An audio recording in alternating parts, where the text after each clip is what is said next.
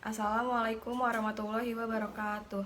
Salam sejahtera untuk kita semua. Perkenalkan, nama saya Dwi Fujiastuti dengan NIM 2010 10 50 466 dari kelas 04 SMJP 010 Prodi Manajemen Universitas Pamulang. Sebelumnya saya ingin berterima kasih kepada Bapak Iman Lubis selaku dosen pengampu mata kuliah Manajemen Keuangan 2 yang sudah memberikan waktunya kepada saya untuk menganalisis laporan neraca Vale Indonesia Tbk. Saya akan memulai dengan menjelaskan sekilas tentang perusahaan Vale Indonesia ini. Vale Indonesia didirikan pada bulan Juli 1968. PT Vale Indonesia Tbk merupakan perusahaan yang mendapat lisensi dari pemerintah Indonesia untuk melakukan eksplorasi, pengembangan, pengolahan, dan produksi nikel.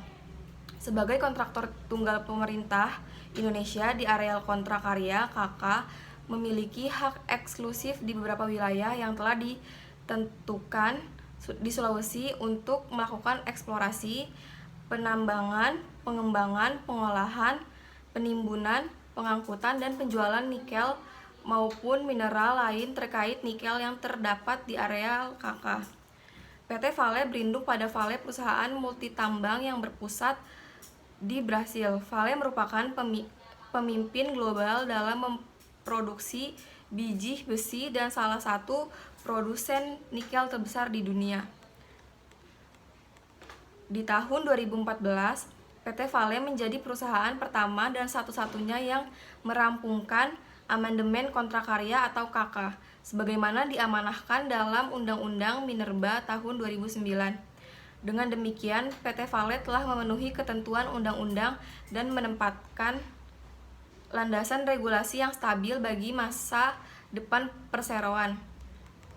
PT Vale mengoperasikan salah satu operasi tambang dan pengolahan nikel laterit terpadu terbesar di dunia yang berlokasi di dekat Sorowako di Pulau Sulawesi, Indonesia. Operasi bisnis terdiri dari penambangan dan pengolahan biji menjadi produk nikel dalam mate, yaitu produk yang digunakan dalam pembuatan nikel rafinasi. Produk ini pada tahun 2014 mencapai 78.726 ton nikel dalam mate. Ini merupakan produksi tertinggi yang pernah dicapai, melampaui rekor sebelumnya yaitu 76.727 ton pada tahun 2007. Pabrik pengolahan di Sorowako memiliki 3 tanur pengeringan berbahan bakar minyak, 5 tanur pereduksi berbahan bakar minyak, 4 tanur listrik, dan 3 konverter Pearsmith. Perusahaan ini telah membangun dan memelihara infrastruktur pendukung yang mencakup fasilitas pelabuhan dan jalan untuk mengangkut dan mengapalkan produk akhir serta terminal bahan bakar minyak di Mangkas Point. Perusahaan ini juga memiliki dan mengoperasikan 3 fasilitas pembangkit listrik tenaga air dengan total kapasitas rata-rata 365 MW. Dengan cadangan dan sumber dan daya nikel perusahaan ini yang sangat baik, perusahaan ini menyediakan pasokan jangka panjang yang handal ke konsumen nikel hilir, khususnya di Jepang, negara tujuan pengapalan perusahaan ini. Semua produksi nikel dan mate perusahaan ini terikat dalam penjualan kepada Vale Canada Limited atau VCL dan Sumitomo Metal Mining, di mana perjanjian penjualan tersebut mengatur bahwa 80% dari produksi tahunan perusahaan ini dibeli oleh VCL dan 20% lainnya oleh SMM berdasarkan formula harga LME. Kepemilikan saham PT Vale Indonesia Tbk terbesar itu dipegang oleh VCL yang merupakan bagian dari Vale Base Metals yang merupakan produsen nikel kedua terbesar di dunia. Saat ini memiliki 58,73% saham PT Vale Indonesia. Sementara SMM, salah satu perusahaan pertambangan dan peleburan terbesar di Jepang, memiliki 20,09% saham. Sisanya sebesar 21,18% dari saham tersebut dimiliki oleh pemegang saham publik lainnya. Selanjutnya saya akan menjelaskan atau menganalisis neraca keuangan PT Vale Indonesia Tbk dari tahun 2018 sampai tahun 2020. Jadi yang pertama kita menghitung aset. Di sini ada aset lancar. Di aset lancar ada satu kas dan setara kas. Pada tahun 2019 kas dan setara kasnya adalah $249.035. Pada tahun 2018 kasnya adalah $301.153. Jadi selisih kedua kas ini adalah minus 52.118. Yang kedua ada kas yang dibatasi penggunaannya. Pada tahun 2019 tidak terdapat kas yang dibatasi penggunaannya. Pada tahun 2018 sejumlah $15.607. Lalu yang ketiga ada piutang usaha. Piutang usaha terdapat pihak-pihak berelasi yang pada tahun 2019 berjumlah $107.295 dan pada tahun 2018 $124.248,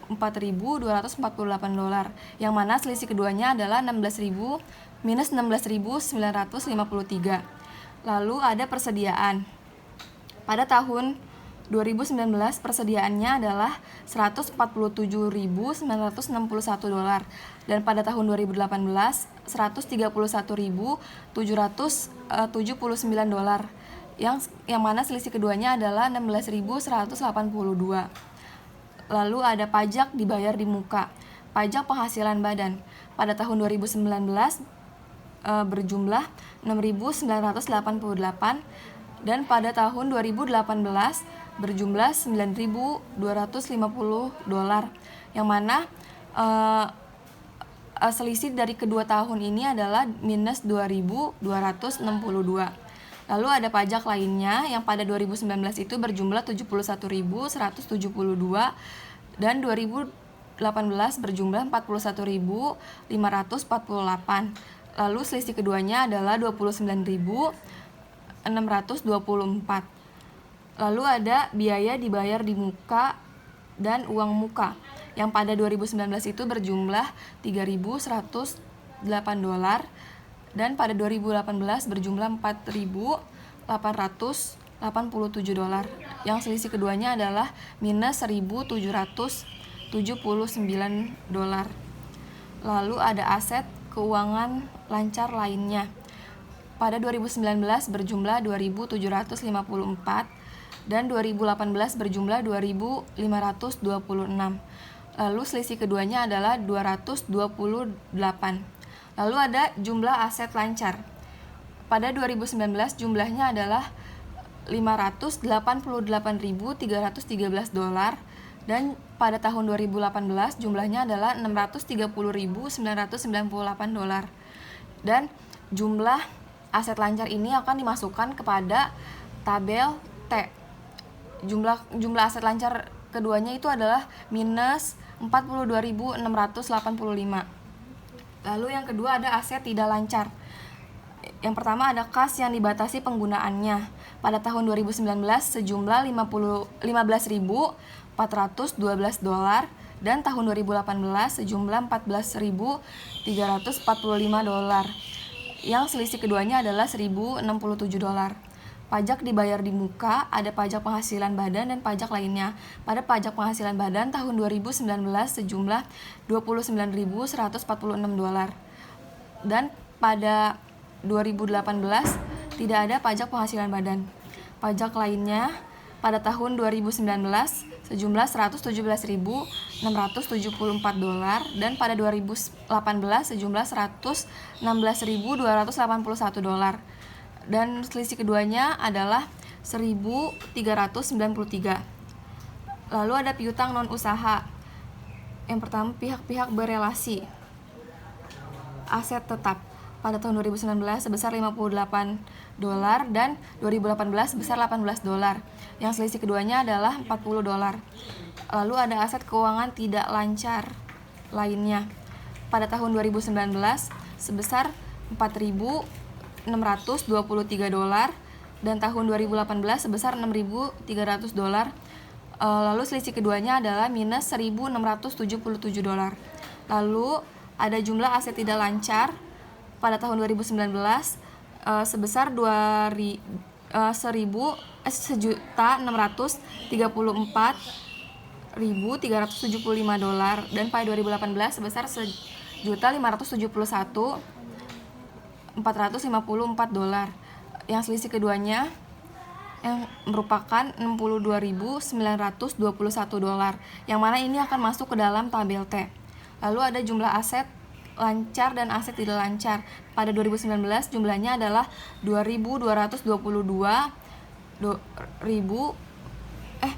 jumlah asetnya pada tahun 2019 adalah 2.222.688 dolar, dan 2018 yaitu 2.202.452 dolar, yang selisih keduanya adalah 20.234 dolar. Lalu ada liabilitas jangka pendek atau utang jangka pendek. Di liabilitas jangka pendek, yang pertama ada utang usaha, yaitu ada pihak-pihak berelasi dan pihak-pihak ketiga. Pihak-pihak berelasi pada tahun 2019 sejumlah 2.071 dolar, dan 2018 sejumlah 1.620 dolar, dan selisih keduanya adalah 451 dolar. Lalu ada pihak ketiga, pada tahun 2019 sejumlah 95.337 dolar, dan pada tahun 2018 sejumlah 89.561 dolar. Lalu selisih keduanya adalah 5.776. Lalu ada akrual pada tahun 2019 sejumlah 16.327 dolar, dan pada tahun 2018 sejumlah 25.599 dolar. Lalu selisih keduanya adalah minus 9.272 dolar. Lalu ada utang pajak. Yang pertama ada pajak penghasilan badan dan pajak lainnya. Pada pajak penghasilan badan pada tahun 2019 tidak ada pemasukan atau pengeluaran. Pada tahun 2018 adalah 1.119 dolar. Di pajak lainnya pada tahun 2019 yaitu 1.774 dolar, dan pada tahun 2018 sejumlah 1.781 dolar, yang mana selisih keduanya adalah minus 7. Lalu ada bagian jangka pendek atas pinjaman bank jangka panjang. Pada 2019 tidak ada pemasukan, dan pada 2018 yaitu 36.519 dolar. Lalu ada liabilitas sewa. Pada 2019 liabilitas sewanya 947 dolar, dan tidak ada liabilitas sewa pada 2018. Lalu ada liabilitas atas pembayaran berbasis saham. Pada 2019 liabilitasnya itu 780 dolar, dan pada 2018 liabilitasnya 2.042 dolar, dan selisih keduanya adalah minus 1.262.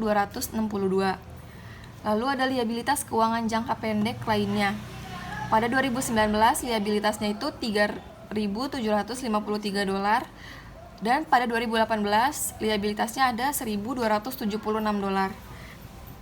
Yang mana selisih keduanya itu ada 2.477 dolar. Lalu ada jumlah liabilitas jangka pendek pada tahun 2019 jumlahnya itu ada 136.552 dolar, dan 2018 jumlahnya 75.340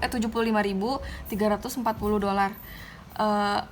Dan selisihnya adalah minus 38.788, yang mana ini akan masuk dalam tabel T. Lalu ada liabilitas jangka panjang. Liabilitas imbalan pasca kerja jangka panjang pada tahun 2019 sejumlah 19.413, dan pada tahun 2018 sejumlah 14.874, yang mana selisih keduanya itu adalah 4.000 Lalu ada liabilitas pajak tangguhan yang pada 2019 itu liabilitasnya 80.490. Lalu pada 2018 liabilitasnya itu adalah 90.674. Lalu selisih keduanya itu adalah minus 10.184 dolar. Lalu ada liabilitas sewa. Liabilitas sewa pada tahun 2019 adalah 173 dolar. Dan tidak ada liabilitas sewa pada 2018.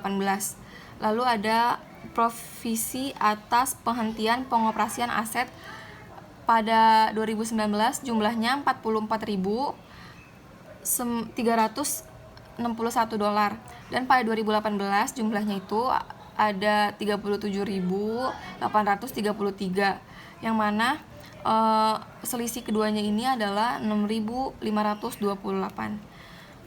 Lalu selanjutnya ada jumlah liabilitas jangka panjang. Pada tahun 2019 jumlah liabilitas jangka panjangnya adalah 144.443 dolar, dan pada 2018 jumlah liabilitas jangka panjangnya adalah 143.385 dolar, dan selisih keduanya ini akan dimasukkan kepada tabel T.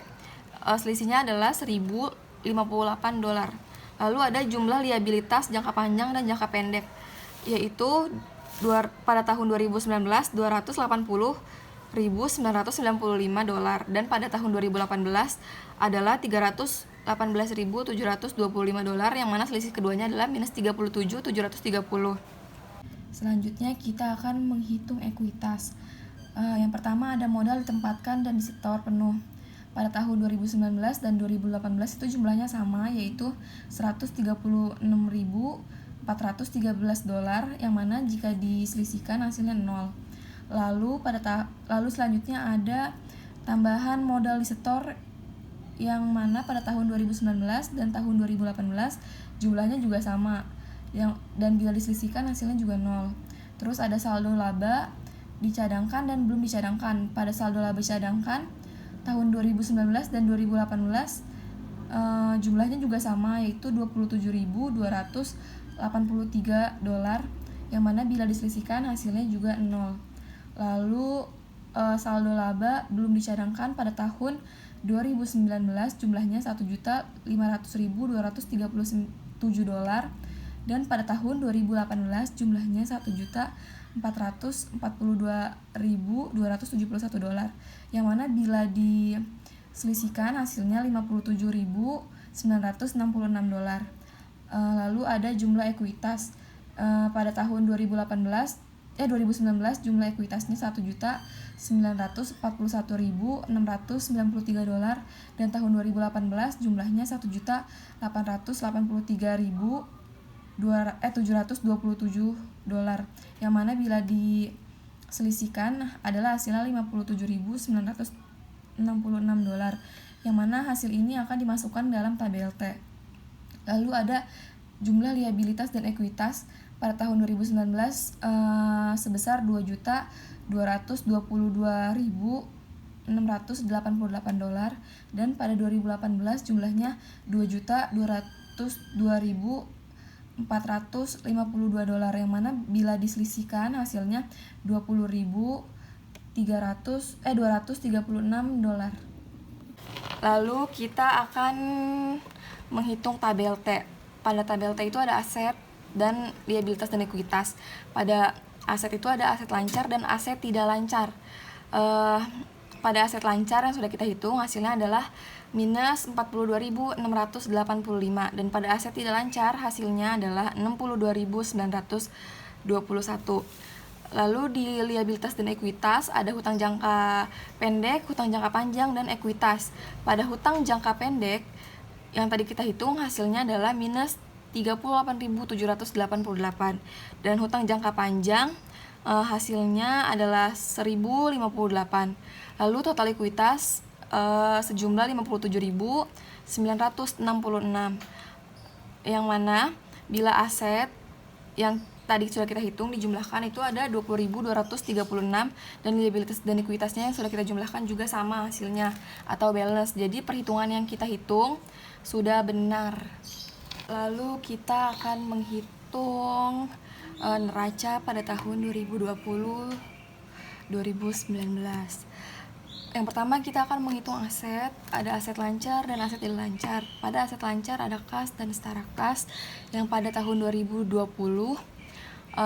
berjumlah 388.682 dolar, dan pada tahun 2019 berjumlah 249.035 dolar, yang mana bila keduanya diselisihkan akan menghasilkan 139.647. Lalu ada piutang usaha. Yang pertama ada pihak-pihak berelasi. Pihak-pihak berelasi pada tahun 2020 sejumlah 60.040 dolar, dan pada 2019 berjumlah 107.295 dolar, yang mana bila keduanya diselisihkan akan menghasilkan minus 47.255. Lalu ada persediaan. Pada tahun 2020 sejumlah 144.487 dolar, dan pada 2019 sejumlah 147.961, yang mana bila keduanya diselisihkan akan menghasilkan minus 3.474. Lalu ada pajak dibayar di muka, yaitu ada pajak penghasilan badan dan pajak lainnya. Pada pajak penghasilan badan tahun 2020 sejumlah 34.268, dan pada tahun 2019 sejumlah 6.988, yang mana bila keduanya diselisihkan akan menghasilkan 27.286. Lalu pada pajak lainnya tahun 2020 berjumlah 62.056 dolar, dan pada tahun 2019 berjumlah 71.172 dolar, yang mana bila keduanya diselisihkan akan menghasilkan minus 9.116 dolar. Lalu ada biaya dibayar di muka dan uang muka. Pada tahun 2020 berjumlah 3.927, dan pada tahun 2019 berjumlah 3.108 dolar, yang mana bila keduanya dijumlahkan akan menghasilkan selisih 819 dolar. Lalu ada aset keuangan lancar lainnya. Pada tahun 2020 berjumlah 2.512 dolar, dan pada 2019 berjumlah 2.754 dolar, yang mana bila keduanya diselisihkan akan menghasilkan minus 242 dolar. Lalu ada jumlah aset lancar, yang mana ini jumlah aset lancar ini nanti hasil yang selisihnya ini akan dimasukkan ke dalam tabel T. Jumlah aset lancarnya pada tahun 2020 adalah 695.972 dolar, dan pada 2019 sejumlah 588.313 dolar. Yang selisih keduanya adalah 107.659 dolar. Lalu selanjutnya ada aset tidak lancar. Pada aset tidak lancar ada kas yang dibatasi penggunaannya. Pada tahun 2020 berjumlah 30.612, dan pada tahun 2019 berjumlah 15.412. Jadi jika keduanya diselisihkan akan menghasilkan selisih 15.200. Lalu ada pajak dibayar di muka, yang ada pajak penghasilan badan dan pajak lainnya. Pada pajak penghasilan badan pada tahun 2020 jumlahnya adalah 2.229, dan pada 2019 berjumlah 29.149, yang mana bila keduanya diselisihkan akan menghasilkan minus 26.917. Lalu ada pajak lainnya yang pada 2020 berjumlah 102.360 dolar, dan pada tahun 2019 berjumlah 117.674 dolar, yang mana bila keduanya diselisihkan akan menghasilkan minus 15.314 dolar. Lalu ada piutang non usaha. piutang non usaha, ada pihak-pihak berelasi aset tetap, yaitu pada tahun 2020 berjumlah $18 dan pada tahun 2019 berjumlah $58, yang mana diselisihkan akan menghasilkan minus $40. Lalu ada aset keuangan tidak lancar. Lalu ada aset tetap yang pada tahun 2020 berjumlah $1.479.146. Lalu pada 2019 berjumlah $1.467.462, yang mana bila diselisihkan akan menghasilkan $11.684. Lalu ada aset keuangan tidak lancar pada tahun 2020 sejumlah $4.321 dan pada 2019 sejumlah $4.623, yang mana bila diselisihkan akan menghasilkan minus $302. Lalu jumlah aset tidak lancar pada 2020 ada $1.611.686 dan pada tahun 2019 berjumlah $1.634.375.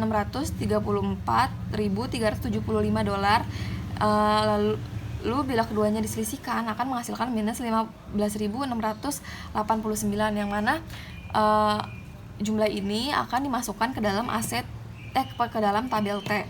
Lalu ada jumlah aset pada tahun 2020, jumlah asetnya ada $2.314.658 dan pada 2019 jumlah asetnya ada $2.222.688 dan jika diselisihkan hasilnya adalah $91.970. Lalu kita akan menghitung liabilitas jangka panjang. Pada liabilitas jangka panjang ada utang usaha. Utang usaha ada pihak-pihak berelasi yang pada tahun 2020 berjumlah $140 dan pada tahun 2019 berjumlah $2.071, yang mana jika keduanya diselisihkan akan menghasilkan minus $1.931.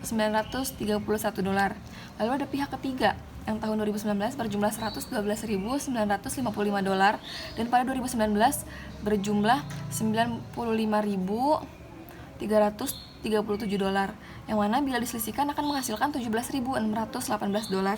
Lalu ada akrual. Akrual pada 2020 berjumlah $22.105 dan pada 2019 berjumlah $16.327, yang mana bila keduanya diselisihkan akan menghasilkan $5.775. Lalu ada liabilitas imbalan kerja jangka pendek. Pada tahun 2020 sejumlah $20.465 dan pada tahun 2019 sejumlah $15.563, yang mana bila diselisihkan akan menghasilkan $4.902. Lalu ada utang pajak, ada yang berisi pajak lainnya.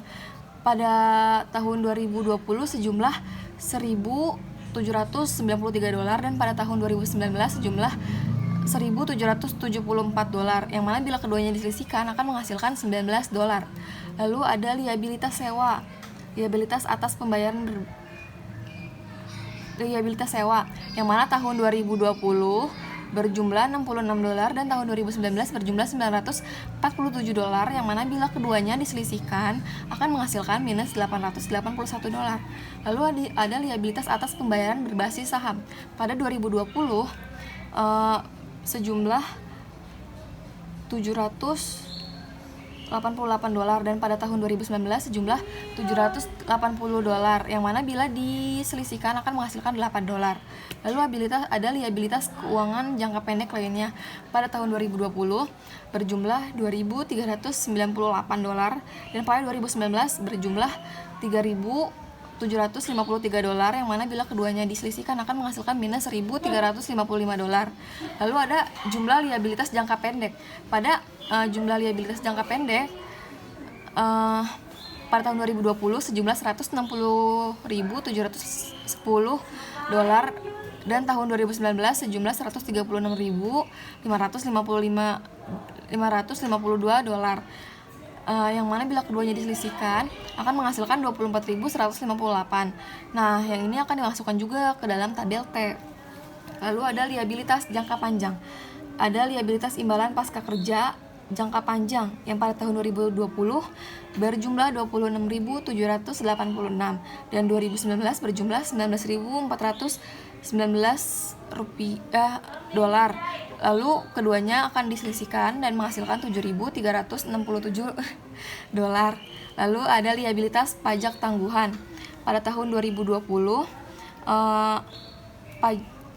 liabilitas pajak tangguhannya ada berjumlah 50.171 dolar dan pada 2019 berjumlah 80.490 dolar, yang mana bila keduanya diselisihkan akan menghasilkan minus 30.319 dolar. Lalu ada liabilitas sewa. Pada tahun 2019 tidak ada liabilitas sewa dan pada tahun 2020 tidak ada liabilitas sewa dan tahun 2019 liabilitas sewanya sejumlah 173 dolar. Lalu ada provisi atas penghentian pengoperasian aset pada tahun 2020 sejumlah 56.603 dolar dan pada tahun 2019 sejumlah 44.361 dolar, yang mana keduanya ini bila diselisihkan akan menghasilkan 12.240 dolar. Lalu ada jumlah liabilitas jangka panjang. Pada tahun 2020 menghasilkan 133.560 dolar dan pada 2019 menghasilkan 144.443 dolar, yang mana bila diselisihkan akan menghasilkan minus 10.883. Yang ini akan dimasukkan juga ke dalam tabel T. Lalu ada jumlah liabilitas. Pada tahun 2020 hasilnya adalah 294.270, yang tahun 2019-nya adalah 280.995 dan selisih keduanya adalah 13.275.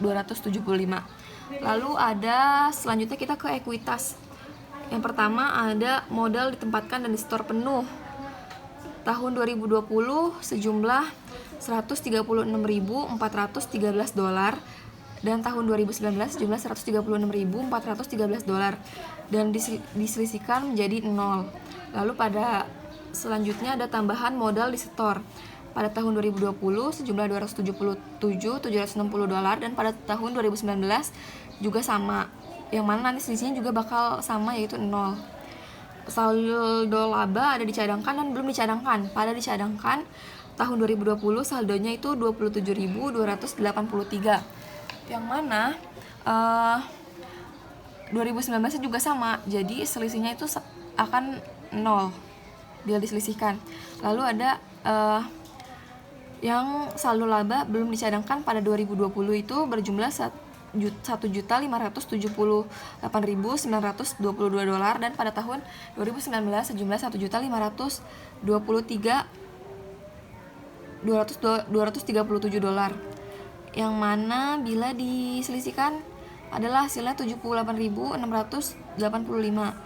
Lalu ada jumlah ekuitas yang didistribusikan kepada pemilik entitas induk. Pada tahun 2020 jumlahnya 2.220.378 dolar dan pada 2019 itu jumlahnya 1.941.693 dolar, yang mana bila dijumlahkan hasilnya 78.685 dolar. Lalu ada kepentingan non pengendalian. Pada 2020 berjumlah 10 dolar, tapi pada 2019 tidak ada kepentingan non pengendalian. Lalu pada jumlah ekuitasnya di tahun 2020 ada 2.020.388 dolar, yang mana pada 2019 itu jumlahnya 1.941.693, yang bila keduanya diselisihkan akan menghasilkan 78.695, yang ini akan nanti dimasukkan ke dalam tabel T. Lalu ada jumlah liabilitas dan ekuitas. Pada tahun 2020 jumlahnya itu ada 2.314.658 dan pada 2019 jumlahnya 2.200.283 22.688, yang mana jika keduanya diselisihkan akan menghasilkan 91.970 dolar. Lalu selanjutnya kita akan melihat tabel T.